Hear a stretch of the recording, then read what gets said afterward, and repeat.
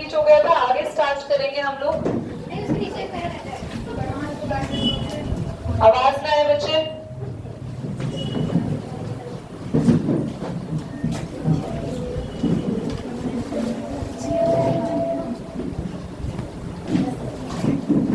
Bohr's model के आगे हमें कंटिन्यू करना है। बैठे नीचे सभी, चले गेट अप, नी डाउन। ध्यान से देखो बच्चों, आगे हम पढ़ना स्टार्ट करेंगे। कहाँ तक पढ़ लिया था हमने बोर्ड के लास्ट पॉइंट तक?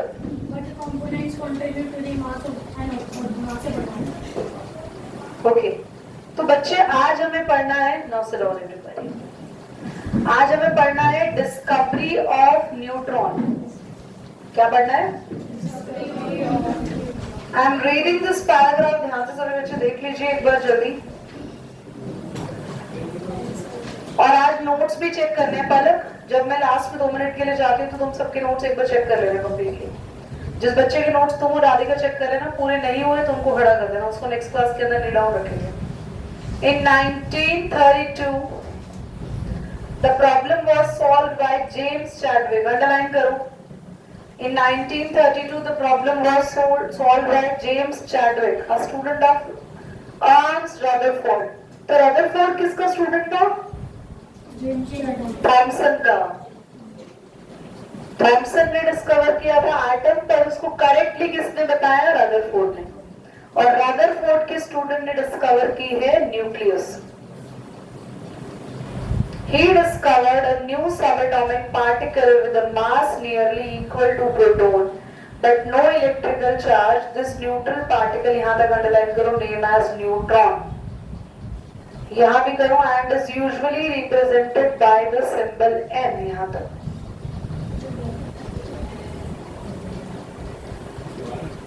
एक सेकंड आगे बच्चों,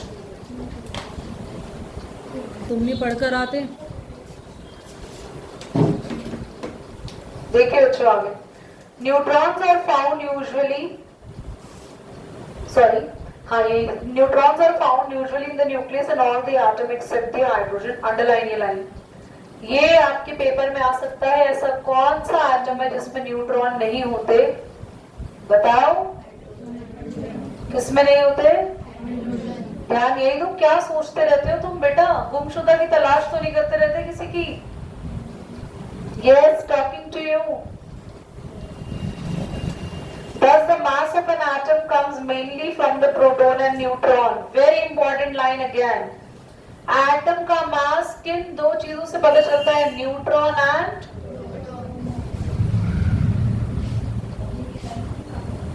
this also explains why the atoms are heavier than the mass of their total number of proton. इससे ये भी पता चलता है कि एटम का टोटल मास हैवी क्यों है प्रोटॉन के कंपैरिजन में। सुनना, ध्यान सुनना सभी बच्चे, सुनना। एटम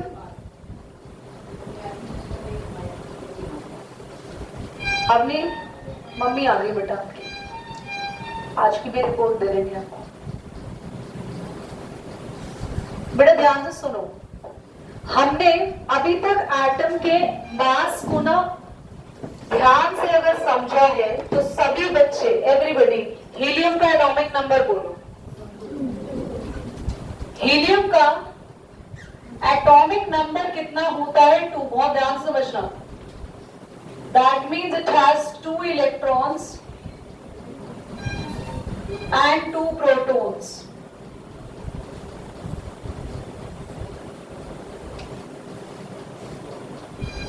Atomic mass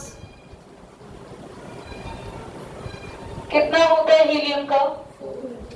बच्चों ये बात बहुत शॉकिंग है कि अगर किसी भी एटम के बारे में हमें ये पता है कि एटम का पूरा मास उसकी कौन डिसाइड करती है? न्यूक्लियस। और हमने अब तक पढ़ा न्यूक्लियस में सिर्फ प्रोटॉन होते हैं, तो हीलियम में कितने प्रोटॉन है? क्योंकि एटॉमिक नंबर का मतलब होता है 2 ही इलेक्ट्रॉन है और 2 ही प्रोटॉन है। एटॉमिक मास डबल कैसे आ सकता है शिवानी बताएं? क्या कोई क्लास में बच्चा है जो बता सकता है कि एटॉमिक मास डबल क्यों हो गया? Is it anyone in the class? Yes Abir? No, electron and proton नहीं। मैंने आपको अभी क्लियरली बताया इलेक्ट्रॉन एटम के मास में अपना कोई रोल प्ले नहीं करता। पहले बताऊं, प्रोटॉन प्लस न्यूट्रॉन मतलब, इसका मतलब प्रोटॉन के, पहली बात तो क्लैप करो पलक के लिए सभी बच्चे, वेरी गुड। बेटा आप दिमाग लगा के नहीं पढ़ेंगे तो अगर आपको ये लग रहा है ना कि 9th क्लास आपकी हवा में पास हो जाएगी, जैसे 8th क्लास तक पास होती जा रही है, बेटा नहीं होगी। नहीं मीन्स नहीं, you have to use your brain. CBSE वाले बैठे हैं आपको इसी क्लास में वापस रखने के लिए। आपको जब तक अभी सिर्फ पलक ने अपना ब्रेन यूज किया, सिर्फ उसने बताया कि प्रोटॉन के साथ जरूर यहां पर क्या होगा, न्यूट्रॉन, और इन दोनों को मिला के बनेगा एटॉमिक मास। जेम्स चैडविक ने ये बताया कि जितने प्रोटॉन होते हैं उतने तो नहीं, उसके जितने हैं उससे ज्यादा भी हो सकते हैं। न्यूट्रॉन भी छुपे बैठे होते हैं न्यूक्लियस में, और एटॉमिक मास कौन बताता है या फिर मास नंबर कौन बताता है, प्रोटॉन प्लस न्यूट्रॉन। इसका मतलब है हीलियम में अगर मास नंबर 4 है तो मास नंबर 4 का मतलब है इसमें 2 प्रोटॉन है और 2 बाकी के न्यूट्रॉन। न्यूट्रॉन ऐसे पार्टिकल होते हैं जिनका कोई चार्ज नहीं होता, they have no charge at all. Neutron का no charge is there on neutron, neutron पे कोई चार्ज नहीं होता। समझ में आ गया? इसको नोट करें क्विकली अपनी कॉपी के अंदर, जगह छोड़ देना अगर आपने नोट्स अपने बना रखे हैं तो। उसके आगे जगह कौन सी छोड़नी है, जितना आज नोट करना है, आज जो नोट करना है उसके लाइंस काउंट कर लो, फिर उसके बाद ये बनाओ फॉर एग्जाम्पल करके। बच्चे ध्यान से सीखेंगे, पूरी क्लास का ध्यान यहाँ होना चाहिए। अवनी आ जाएगी इधर ना तो बस पढ़ा, और अवनी तुम अब से ना यहाँ बैठो बेटा, ठीक है, आगे ही बैठो। चलिए, एवरीबडी, सबसे, मैं किसी से भी क्लास में पूछ सकती हूँ मैं क्या पढ़ा रही हूँ। सबसे पहले आप सब ये बताओ कि न्यूट्रॉन के अंदर, न्यूक्लियस के अंदर कौन सी 2 चीजें हैं?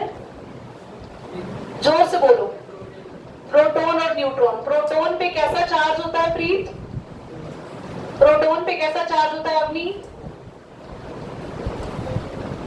बस चार्ज नहीं पता, बताओ प्रोटॉन पे कैसा चार्ज होता है? पॉजिटिव। क्या ये नहीं पता था? इलेक्ट्रॉन में कैसा चार्ज होता है मनन? नेगेटिव। न्यूट्रॉन में क्या चार्ज होता है शिवानी? कोई चार्ज नहीं होता। Very good, neutron. तो आप ये बात ध्यान से सुनो, न्यूट्रॉन क्या होते हैं? No charge particle. और न्यूट्रॉन और प्रोटॉन मिलके पूरे एटम का क्या डिसाइड करते हैं बच्चों? समझ आ गया? आगे बढ़े। सबने अंडरलाइन कर लिया क्या क्या लिखना है बच्चों? हाँ जी, सभी बच्चे देखो नीचे टेबल बना हुआ है सिंबल वाला, सब एटॉमिक पार्टिकल। इलेक्ट्रॉन, इलेक्ट्रॉन का सिंबल क्या है? ई के ऊपर। प्रोटॉन का सिंबल है पी के ऊपर, और न्यूट्रॉन का सिंबल है एन के ऊपर। भारत बुक में देखिए, रिलेटिव चार्ज इलेक्ट्रॉन पे -1, प्रोटॉन पे, एक प्रोटॉन पे कितना चार्ज होता है? एक प्रोटॉन +1, एक इलेक्ट्रॉन, और न्यूट्रॉन पे 0। ये टेबल भी बनानी है अपनी नोटबुक में।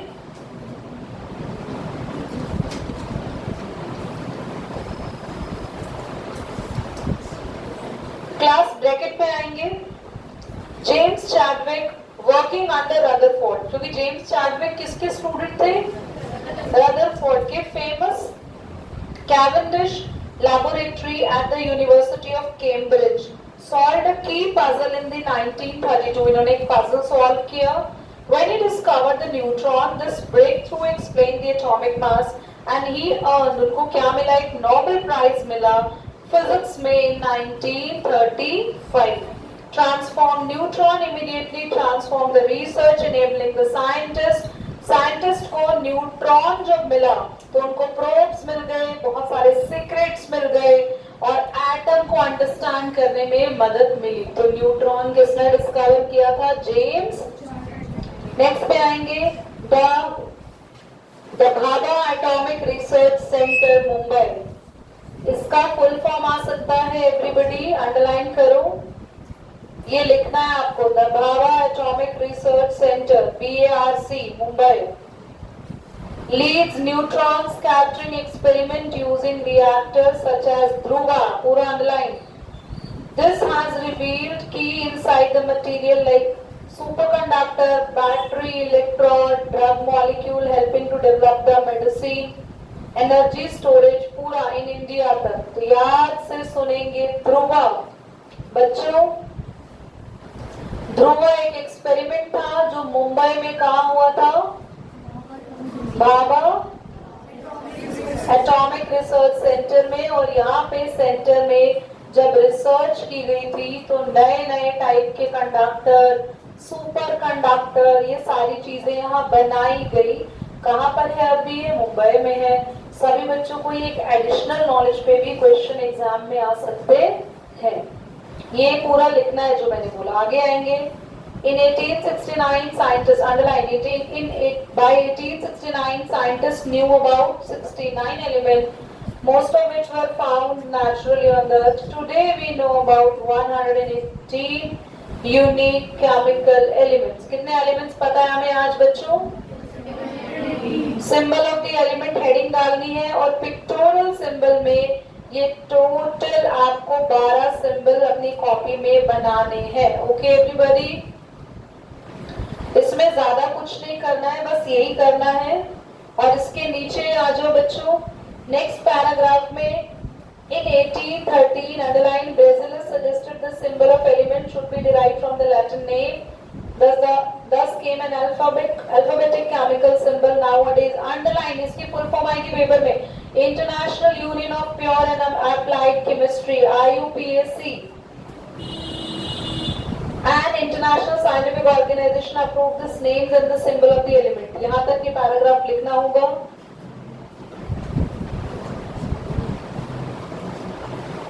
बस बाकी कुछ नहीं है लिखना।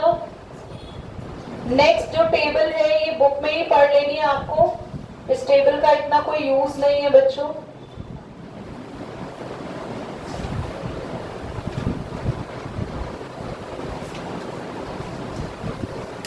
बच्चों जो पॉइंट्स लिखे हुए हैं ना उनको पढ़ते हैं, पेज नंबर 148 पे। Many symbols are first letter of the first two letter name of the element. Carbon का सिंबल क्या है बहन? C, खाली। तो कुछ एलिमेंट को हम लोग रिप्रेजेंट करते हैं खाली पहले लेटर से और कुछ में दो लेते हैं, हम लोग दो लेटर लेते हैं। जैसे फास्फोरस में P है खाली, क्लोरीन में C और L दो लेते हैं ना।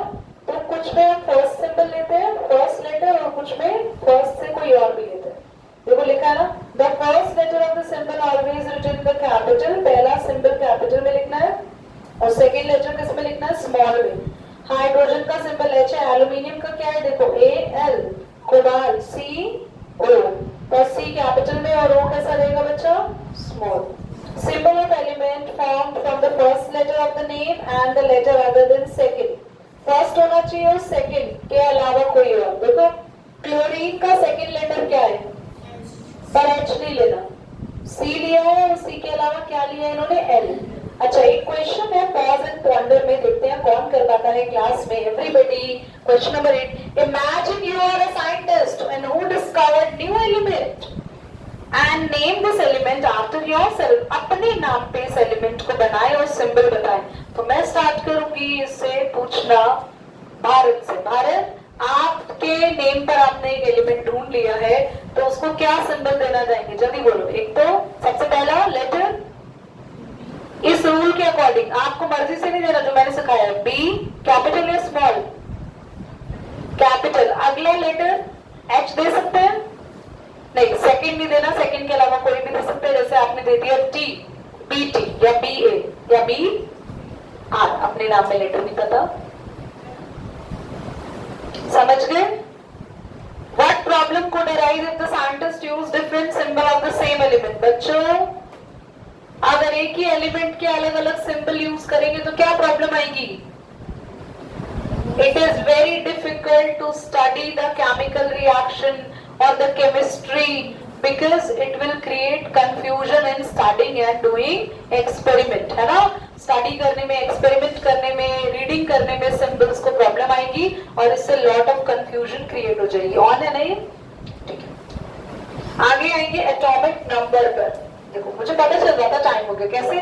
तुम लोग पता है पहले मुझे देखते हो, फिर वीडियो को देखते हो, फिर ऊपर देखते हो घड़ी को, फिर मुझे, फिर वीडियो को, फिर घड़ी को। मुझे पता चल रहा था यस टाइम हो गया। बेटा पढ़कर आ जाओ, क्या तुम लोगों को बोलूं मैं? अपनी तुम बताओ, तुम्हारे नेम से सिंबल बनाएंगे, क्या क्या बनाओगे सिंबल? जल्दी बोलो। ए और N, capital A N, capital A और एन भी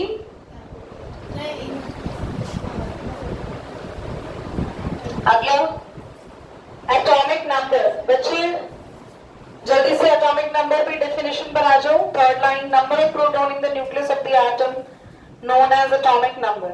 तो जितने प्रोटॉन होते हैं या फिर इलेक्ट्रॉन भी बोल सकते हैं, बट डेफिनेशन में सिर्फ प्रोटॉन लिखते हैं। जितने प्रोटॉन होते हैं एटम में उससे क्या पता चलता है? कौन सा नंबर? इसको रिप्रेजेंट करते हैं underline. It is designated by symbol Z। कहां से डिनोट करते हैं इसको? कौन से सिंबल से? Z यानी Z। चलिए पलक एक बार सबके नोट्स देख लो, उसके बाद हम आगे पढ़ेंगे चैप्टर नेक्स्ट क्लास में। एंड आप सबको खुशी होगी सुन के कि आपका जो ये चैप्टर है मोस्ट प्रोबेबली नेक्स्ट क्लास में खत्म हो सकता है।